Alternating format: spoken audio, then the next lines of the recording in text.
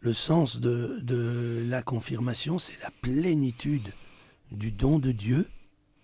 Voilà, la plénitude des sacrements de l'initiation pour vivre vraiment en chrétien, pour pouvoir témoigner de sa foi. On a besoin de témoins. Et il n'y a plus de témoins. En 3 générations, la foi disparaît. C'est pas compliqué. On a besoin de témoins. Et puis témoigner, c'est pas seulement une nécessité, c'est une joie. C'est la vie chrétienne accomplie. Ça intègre cette dimension du témoignage, c'est-à-dire de partager à d'autres ce qui est notre raison de vivre, de partager à d'autres notre joie d'exister, notre joie de croire. Voilà. Et ça, ça rend heureux.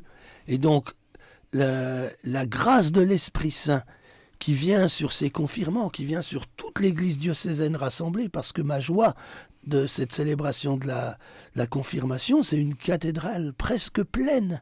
Voilà. Pour entourer évidemment les confirmants, mais aussi pour accueillir tous ensemble ce don de l'Esprit Saint. Voilà.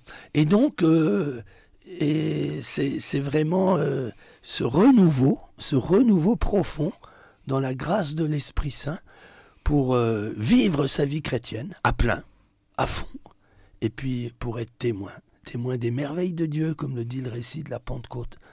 Voilà, d'un Dieu qui ne nous abandonne pas à nous-mêmes, qui nous accompagne sur le chemin de la vie, le chemin de la sainteté, le chemin du ciel, un Dieu qui nous accompagne et qui désire entrer en amitié avec nous. C'est quand même tout à fait extraordinaire, ça.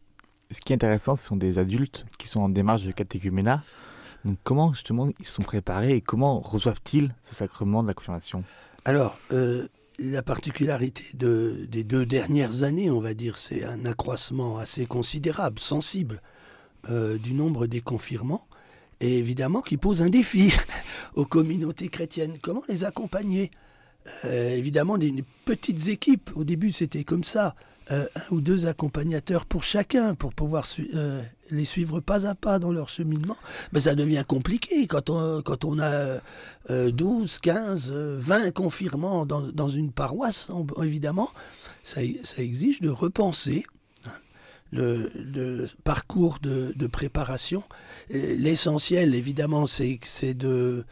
Il y a une dimension catéchétique, il y a une dimension d'enseignement, mais l'essentiel, c'est de les inscrire dans la vie ecclésiale profondément, voilà, pour qu'ils y restent, pour qu'ils puissent continuer à croître dans leur foi après leur confirmation. Parce que la confirmation, comme je l'indiquais, c'est plus un commencement, même si ça fait pour plusieurs, 1 an, voire un peu plus, qu'ils cheminent.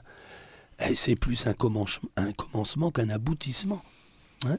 Ils ont encore tout à découvrir de la foi chrétienne. Il va se poser la question de comment les accompagner après. Eh ben voilà. Donc il y avait évidemment un défi pour l'avant, mais qui devient aujourd'hui un défi pour la suite. On a le devoir en tant qu'Église de les intégrer, de leur permettre de vivre vraiment leur vie chrétienne au sein de nos communautés. Eh bien, il y a du boulot.